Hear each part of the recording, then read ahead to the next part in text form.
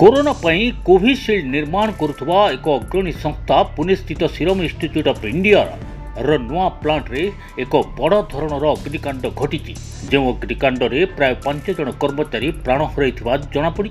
तेज सबुठ बड़ कथा भली एक प्लांट रे केमिति निया लागिला यार प्राथमिक तदंत रे सर्ट सर्किट पई निया लागिथिबार अनुमान करा जाउथिले मध्य या पछरे आउ कोन कारण रहिछि यार तदंत करूचंती महाराष्ट्र सरकार। तदंत सरिला परे जणा पड़िबो प्रकृत रे घटना कोन। तेबे से जहाँ भी हो एही इंस्टीट्यूट रो 4th एवं 5th फ्लोर रे निया लागी एथिरे काम करिबास्तुवा 5 जन ठिका मजदूरଙ୍କର मृत्यु घटी। प्राथमिक तदंतर जना पड़ी कि बिजुली काम करने एठाकू आसीथिबा कर्मचारी मानक मध्यरु प्राय 5 जन एथिरे मृत्युवरण करिसंती, जहाँकि भारत समेत विभिन्न राष्ट्र रे एही टीकार जरूरी व्यवहार करुथुबा एवं एहाकू निर्माण करुथुबा कंपनी रे निया लागिबा समस्तंकु चकित करिछि। तेबे एही अग्निकांड रे कोविड टीका यूनिट रो कोनोसी क्षति घटी नाही एवं समस्त लैब और संरक्षण व्यवस्था सुरक्षित रही बोली जना पड़ी।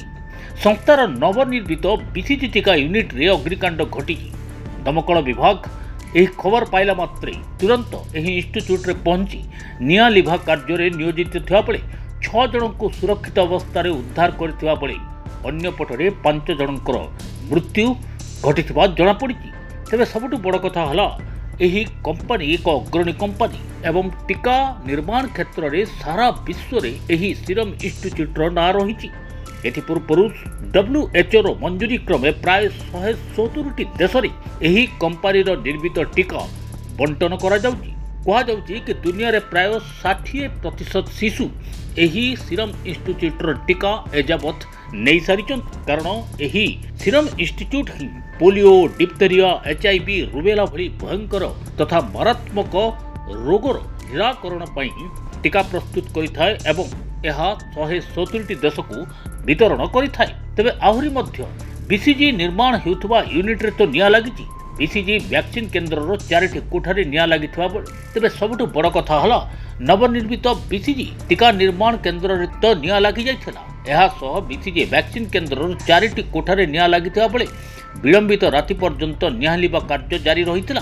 तेबे राति रे आउ एक कोठी को निया व्यापिया परे अधिक संख्यार दमकल बाहिनी को एथिरे नियोजित करा जायतिला। तेबे सीरम इंस्टीट्यूट भली एक प्रतिष्ठित कंपनी रे निया लागिबा एवं एथिरे 5 जन लोक प्राण हरैथिबा सुनी प्रधानमंत्री नरेंद्र मोदी मध्य दुख प्रकाश करबा सह मृताहत परिवार को प्रति समवेदना व्यक्त करिसंती।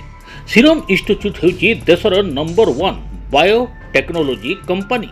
यह अनेक मारात्मक व्याधिर निराकरण निमंते टीका प्रस्तुत करिथाय। एपरिकी अंतरराष्ट्रीय स्तर रे विभिन्न सेमिनार रे मध्य एही टीका को प्रयोग करबा पई उत्साहित करा जायथाय।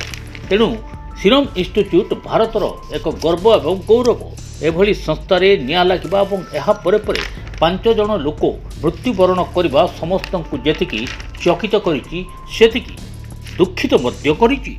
तेबे दैवात को एही अग्निकांड रे कोविड टीका यूनिट रो कोनोसी क्षति घटी नथिबा बेले किंतु अग्निकांड जोगु बीसीजी यूनिट रो व्यापक क्षयक्षति होइथिबा अनुमान करा जाउची। तेबे प्राथमिक स्तर रे एही निया लागि केते परिमाण रो क्षति घटिची ताहा सामना को आसी नथिले मध्य एक नवनिर्मित कोठा रे निया लागि जिबा एवं एहाकु नै जो क्षयक्षति होइची ताहार भरणा करिबा मध्य एही कंपनी पई परवर्ती अध्याय रे काठिकर पाठ होई पारे।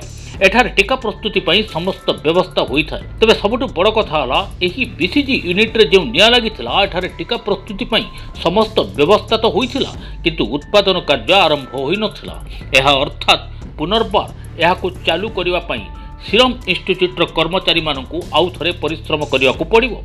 सीरम रसीओ आदर पुनावाला कहिचंती जे नियारे फसिଥିବା कर्मचारी जीवन रक्षा ही आमर प्राथमिकता थिला एवं एथि पई आमको सारा विश्व रे सहानुभूति देखाइथिबारु आमे समस्तंकु कृतज्ञता जणाउछु। किंतु सांप्रतिक परिस्थिति रे जे भली भाबरे भारत रे कोविड टीकार बंटन प्रक्रिया चलीची एथिरे सीरम इंस्टीट्यूट रो कोविड टीका यूनिट रो कोनोसी क्षति न होइथिबा समस्तंकु आश्वस्त करिछि एवं सारा विश्व रे विभिन्न राष्ट्र रे एही अग्निकांड पई चिंता व्यक्त करा जायछि। कारण एही इंस्टीट्यूट ही सारा विश्व रे प्राय 170 देश रे विभिन्न मारात्मक व्याधिर टीका बंटन करिथाय। आगामी दिन रे जेमिति एभली दुर्घटना न घटे सेति पई व्यापक प्रकार सुरक्षा बल तैयारी करा जिबा दरकार बोली विशेषज्ञ मतव्यक्त करिसेंति।